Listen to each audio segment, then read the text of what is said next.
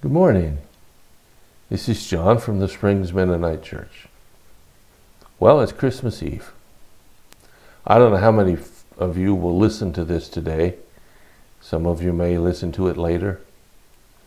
But I wanted to take a special day to wind up the story of the birth of Jesus. Now, logically, you would think I'd be talking about the actual birth, but I'm not going to do that. I'm going to talk about couple of days afterwards. Because as we approach this special day, and it is a special day for you and for me and for all Christians across the country and the world and for all mankind, not just Christians. This is the day when history changed. And it changes in ways that no one could ever have imagined. And still is true today. When we meet that little baby, our lives are different. And so let's read this. Here's what it says. Chapter 2 of Luke, verse 16. They, that's the shepherds, I mentioned those previously, they hurried to the village and found Mary and Joseph. And there was the baby, lying in a manger. After seeing him, the shepherds told everyone what had happened and what the angel had said to them about this child. All who heard the shepherd's story were astonished. But Mary kept all these things in her heart and thought about them often. The shepherds went back to their flocks, glorifying and praising God for all they had heard and seen. It was just as the angel had told them. Well, in the last couple of days, we talked about the shepherds and their part in this story. And here we get to the point where now they're going to do something. They've heard, they've listened, and that's time to act. And you know, that's kind of like us. We've heard, we've listened. It's now time we do something. It's not just good enough to hear God's word or believe in a God or believe in Jesus. It's important to do something about it. Do something with your life. Maybe to help other lives. But it's not just to make you feel good. It's to help change the world. And the shepherds started that process. It says they went to the village and they found Mary and Joseph. I don't know whether they were hard to find or not. I mean, Bethlehem's not a very big place. And I'm sure word got around that somebody had a baby in a stable. I mean, geez, people like to gossip today. I'm sure they gossiped in their day. And they weren't into anything bad. It's just that's kind of, shall we say, different news. But they found him. I don't know how hard they had to look. Bible doesn't tell us that. But they found him. And said, there were Mary and Joseph and the baby laying in the manger. The baby. See, all that we think about with Jesus is the man Jesus, his miracles, his life, his sermons, his death, his resurrection.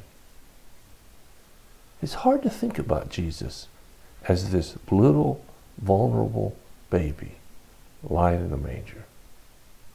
Now the shepherds have been told this great thing has happened and this great thing was going to happen. And when they got there, they found him. The Son of God as a little baby.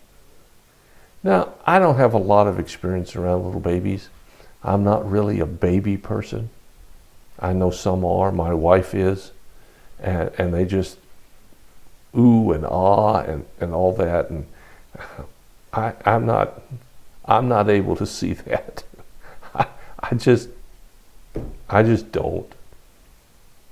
So I try to understand these shepherds when they saw this baby.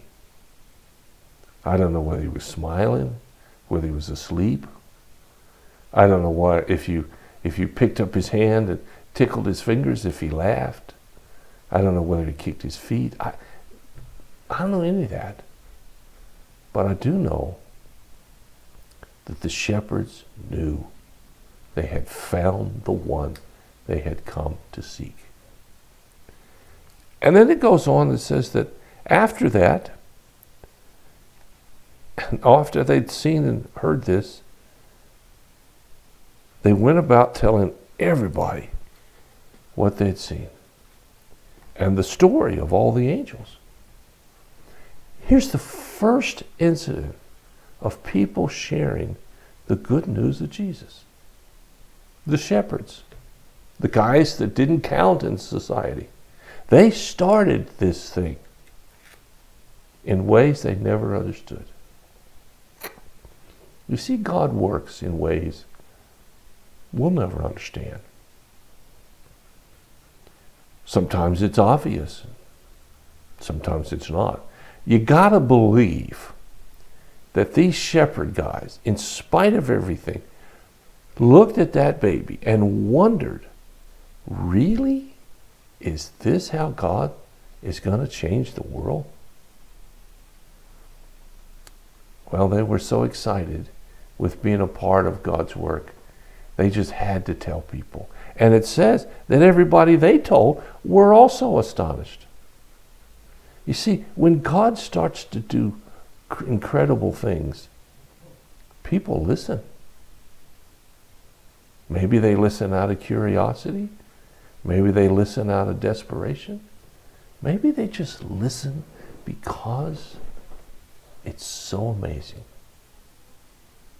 So today, the day before Christmas, what are you going to be doing? It says here that afterwards, the shepherds went back to what they've been doing.